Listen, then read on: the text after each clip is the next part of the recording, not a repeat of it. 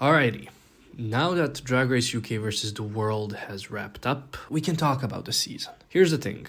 I've expressed my disinterest with that specific concept.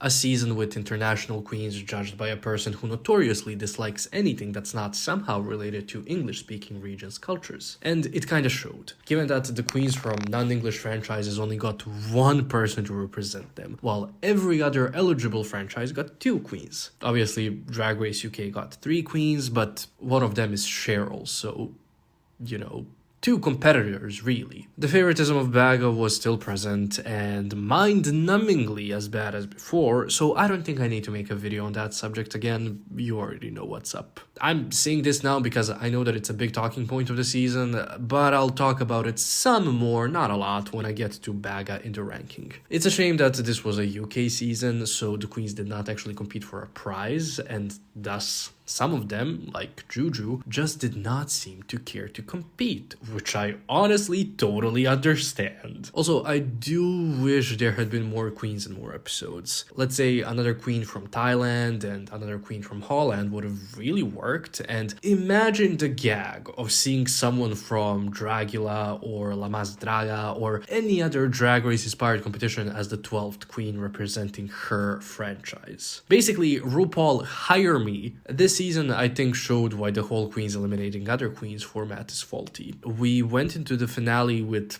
nobody who dominated the competition. On the other hand, we did see some big and smart moves of eliminating the strongest competition out of the game when Jimbo and Pangina were eliminated, so this format does have its pros and cons. But I think the judges should actually start doing something on seasons that have this format. Doing something more than just commenting nonsense in favor of the US or the UK queens. I'll propose again something that I have proposed like 3 or 4 years ago. Do 3 low queens each episode. The winner of the episode can save one out of the 3, and the other 2 will be in the bottom 2. So you still have the strategy aspect, you still have the lip syncing for your life, and the ultimate decision falls on RuPaul, and the franchise carries his name. It should be him who eliminates the queens. Plus, this way the queens would not get hate for eliminating other queens, but there probably would be some minimal backlash for not saving somebody's favorite. You know how we do this by now. This is the point system in place, and after I do the ranking, which will from now on also include graphs showing progress in weekly placements, I will go over the set placements in the notes section of the video.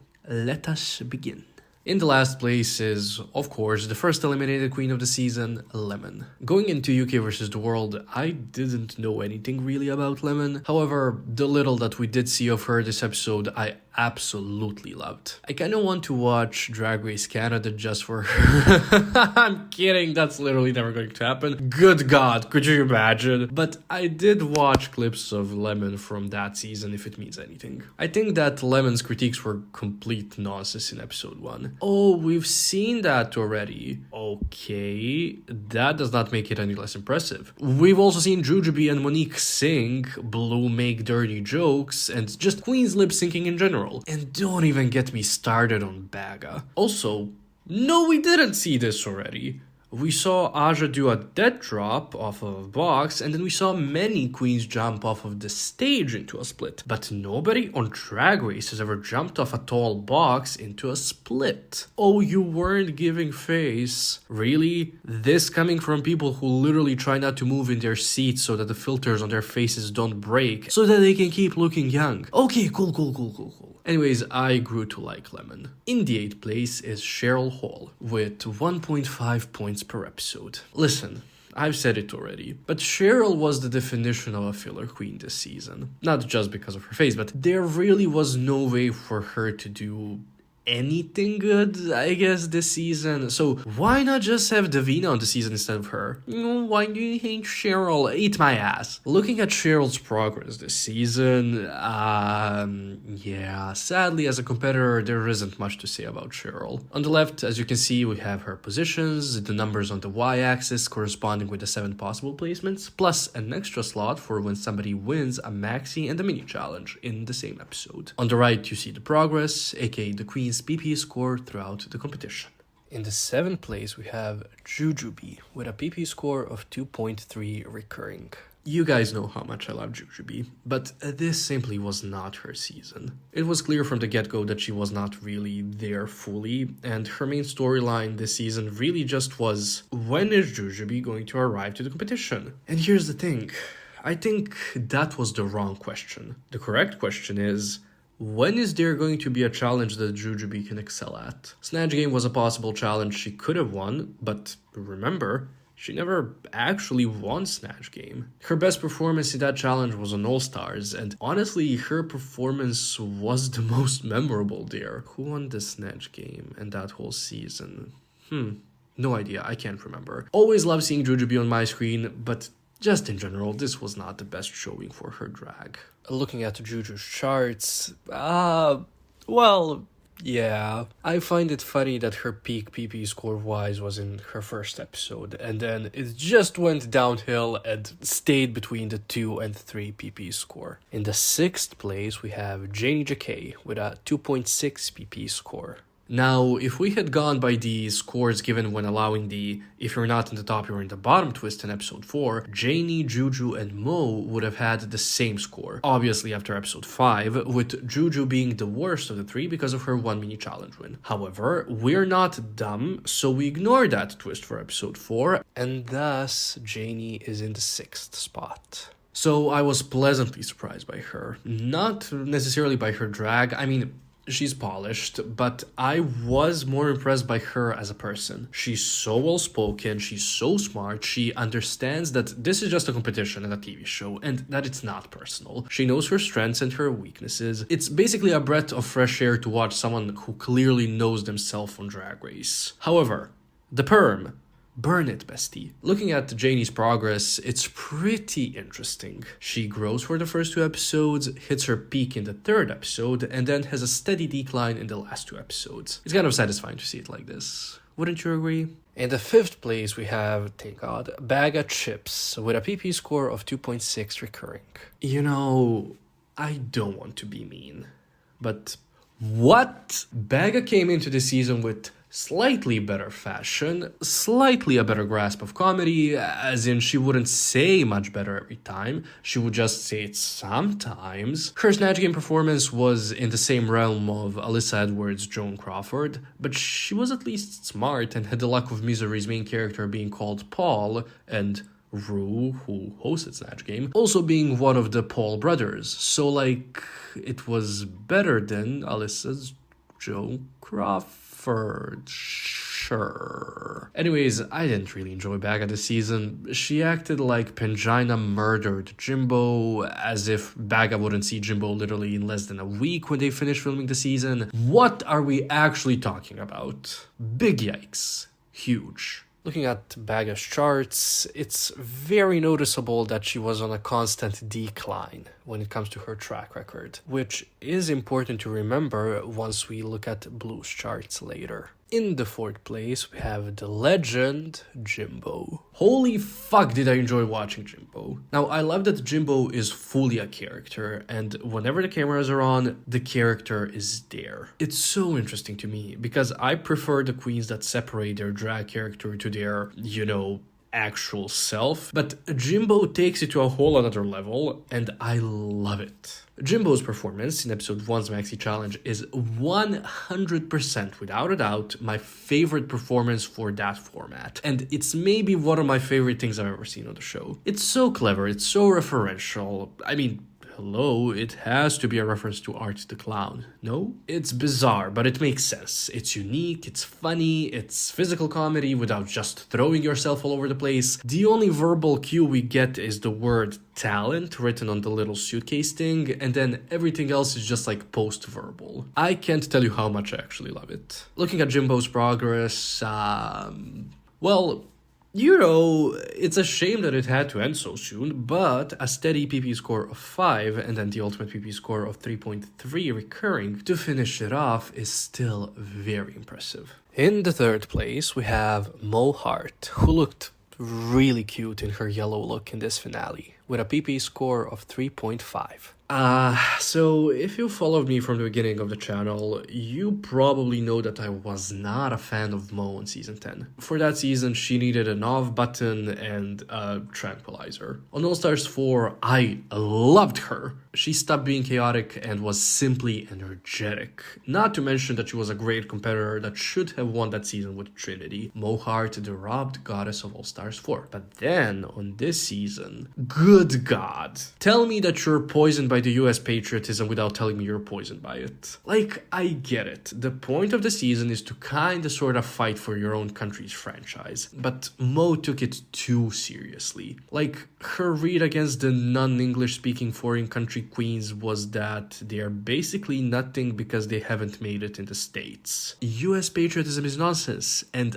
I find it so funny that a black queen that also talked about the racism in Drag Race fandom, like twice per episode, felt the need to show how patriotic she was.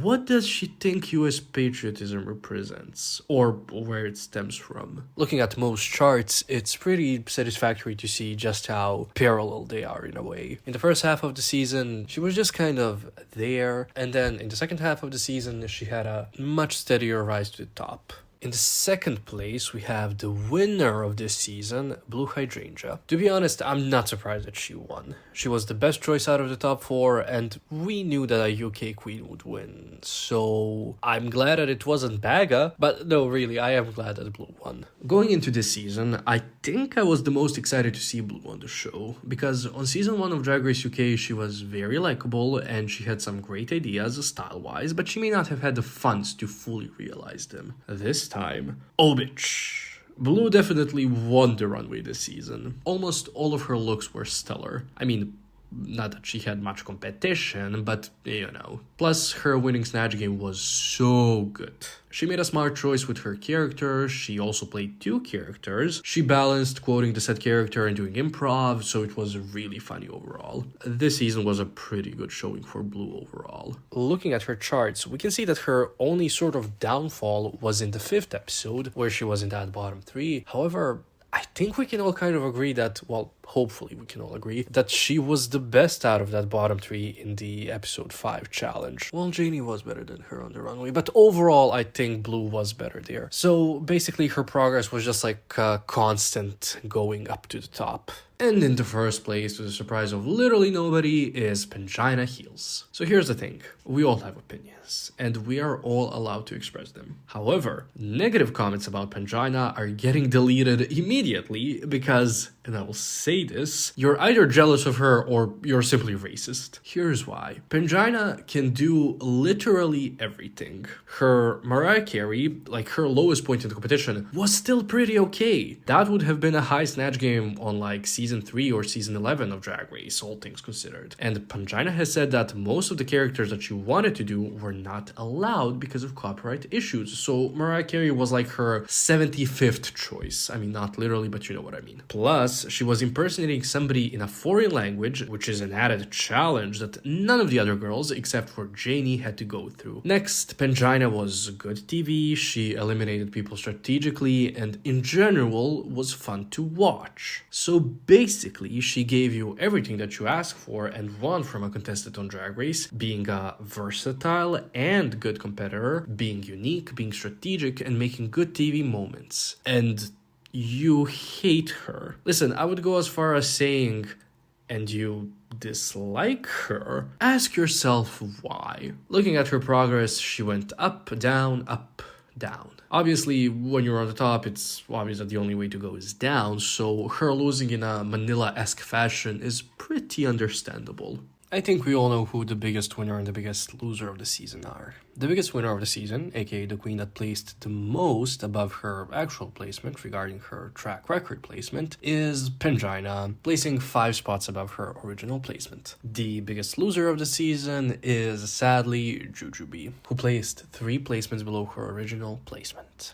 Alright, the notes. Episode 1, when we were introduced to the cast and when they had to show their talents, I guess. Sure, talents. This one had more talent and actual skills than what we usually see, but I digress. The save 3 queens were Mo, Juju, and Cheryl. Baga was high, somehow not being told that we have already seen you much better in your way through life. Now shut the fuck up, you're in the bottom too. Like, if you can tell Lemon that we've seen her stuff already, then you should have said that to Baga. And Blue is low because she completely missed the mark with her runway. Not my words, the judges. Jimbo and Pangina were in the top 2, and Pangina won that week to eliminate Lemon. For episode 2, Baga and Blue are safe, with Pangina being high and Mo being low for the make a dress for RuPaul, and then maybe some other stuff I kind of forgot. Challenge. Janey beats Jimbo in a lip sync to eliminate Cheryl. Wait, was that a ball? Yeah, that episode was the ball. Oh my god, I totally forgot. For episode 3, when the queens did that rusical thing, this time we did not have a high queen, but we did have a low queen in Mo, with Baga and Blue being kept as safe. Jujubee wins the reading mini challenge. Pangina beats Janey in, I would say, the best lip sync of the season to eliminate Jimbo. The 4th episode is when they did the first, if you're not in the top, you're in the bottom twist. And this is the only episode where it's not valid. A bottom 3 in a top 5 episode is fine. A bottom 4 just means that you're lazy. So based on the critiques, Juju was low while Mo was high. It really pays to play yourself in the Snatch game, but just call it another celebrity. I smell a video idea brewing. Blue beats Baga in the top 2 lip sync to eliminate Pangina. Oh, the gag of the season. They really should have crowned Blue right then and there. She was the only one with a resume in that top 4. In the 5th episode, as I have said, a bottom 3 is okay. So this is when we saw Juju get her 2nd challenge win ever and eliminate Janey. Bad decision, Juju. And in the last competitive episode, the 6th episode, the finale, since it was a lip sync for the crown, Juju and Baga got 0 points for getting eliminated, and Mo and Blue got 5 and 6 points respectively, corresponding with the top 2 format of the season. And that's it. That's the video. If you've made it this far, please do leave in the comments your opinions about this season that you may or may not deem as unpopular, but please do label them with the words unpopular opinion. Thank you for watching.